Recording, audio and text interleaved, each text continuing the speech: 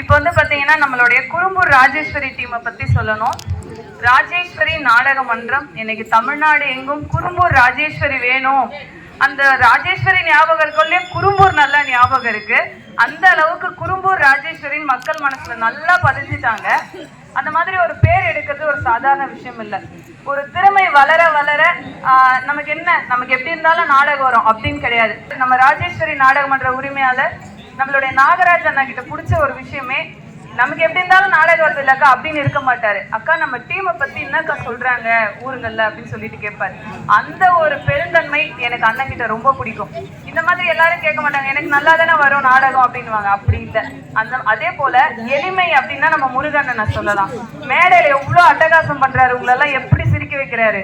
ஆனா ரியலா அவரை நேரா பாத்தீங்கன்னா அவர் பேசுற சவுண்டு கூட வெளியே கேட்காது. அந்த மாதிரி ஒரு எளிமையான அண்ணா முருகன் அண்ணாவுக்கு நம்ம எல்லாரும் சேர்ந்து ஒரு பாராட்டுக்கள். உரிமையாளர் நாகராஜ் அண்ணாவுக்கு ஒரு பாராட்டுக்கள். நாகராஜ் அண்ணா பாத்தீங்கன்னா அவங்க அப்பா தான் என் அப்பா மாதிரி இந்த டீமை எடுத்து நடத்திட்டு இருந்தாரு. இப்ப அவர் ஊராட்சி மன்ற தலைவரா இருக்காரு குறும்பூருக்கு. அப்பாவுக்கு சும்மா துணையா லாக்டவுன்ல வந்த நாகராஜ் அண்ணாக்கு இந்த கலை ஒட்டிக்குச்சு. அதுக்கப்புறமா அப்படியே வந்து நான் பாத்துக்கிறேன், நீ ரெஸ்ட் எடுப்பா போதுன்னு அப்பா விட்டுட்டு அண்ணனோட இந்த தொழில் எவ்வளவு சூப்பரா பண்றாரு. அருண் எவ்வளவு ஹைட் தூக்குறாரு பாருங்க. இந்த 2 வருஷத்துல அண்ணாவோட எக்ஸ்பீரியன்ஸ் இவ்வளவு சூப்பரா இருக்கு. பில்டிங் கான்ட்ராக்டரா இருந்தவரு இன்னைக்கு ஒரு நாடக மன்ற உரிமையாளர், ஆசிரியர், வில்லன் ஆயிட்டாரு. அவ்வளவு சூப்பரா அந்த கலை வந்து அவர் அந்த அளவுக்கு மாத்திருச்சு.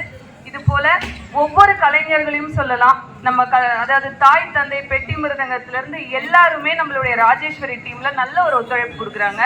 321 நாள் சென்ற ஆண்டு நம்மளுடைய நாடகத்துறையில ஒரு டீம் ஆடி இருக்குன்னா அது நம்மளுடைய குறும்பூர் ராஜேஸ்வரி தான். நீங்க எல்லாரும் அவங்களுக்கு பாராட்டுக்களை தெரிவிக்கலாம். அண்ணன் குமார் என்ன சொன்ன மாதிரி நீங்க கொடுக்குற கைத்தட்டு தான் உங்களுக்கு கோடி ரூபாய்க்கு சமம். என்னோட கைத்தட்டு சத்தமே கேட்கலையே. ஒரு நாள் கூட யாருமே லீவு கேட்காம இவ்வளவு சூப்பரா ராஜேஸ்வரி டீம் இன்னைக்கு குறும்பூர் ராஜேஸ்வரினா மக்கள் மனசுல பதிஞ்சிருக்கிறதுக்கு காரணம் ஒவ்வொரு கலைஞர்களுடைய ஒரு உழைப்பு தான். லீவே கேட்க மாட்டாங்க. முருகண்ணா வந்து பாத்தீங்கன்னா ஃபேமஸ். முருகண்ணாக்காக ஆட்ட வைக்கிறேன்னு சொல்றாங்கன்னு வச்சுக்கோங்களேன். அப்ப கலைஞர் அந்த கலையை மதிக்கிறாரு. அவரோட மகளோட திருமணத்துக்கு மட்டும்தான் லீவு. 3 மாசத்துக்கு முன்னாடியே சொல்லிட்டாரு, அந்த டேட் வாங்கும் போது சொல்லிடுமா அன்னைக்கு வரல, இல்ல லீவ் கூட எடுத்துக்கலாம்னு சொல்லிட்டு. அதுதான் கலைஞர்களை மதிக்கிற ஒரு விதம் நம்ம குறும்பூர் ராஜேஸ்வரி டீம்ல இருக்கு. எல்லா கலைஞர்களும் ஒத்துழைப்பு கொடுத்து இந்த அளவுக்கு ராஜேஸ்வரி டீமுக்கு பேர் வாங்கி கொடுத்து, அப்பாவுக்கும் பேர் வாங்கி கொடுத்து, எனக்கும் பேர் வாங்கி கொடுக்குறாங்க. ரொம்ப ரொம்ப ரொம்ப நன்றி அண்ணா. அப்பா, தாய் தகப்பன் பெட்டி மிருகங்க நான் எல்லாருக்கும் நன்றிண்ணா.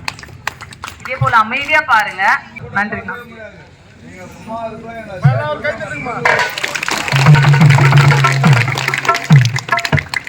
வாராகி மண்ணாகி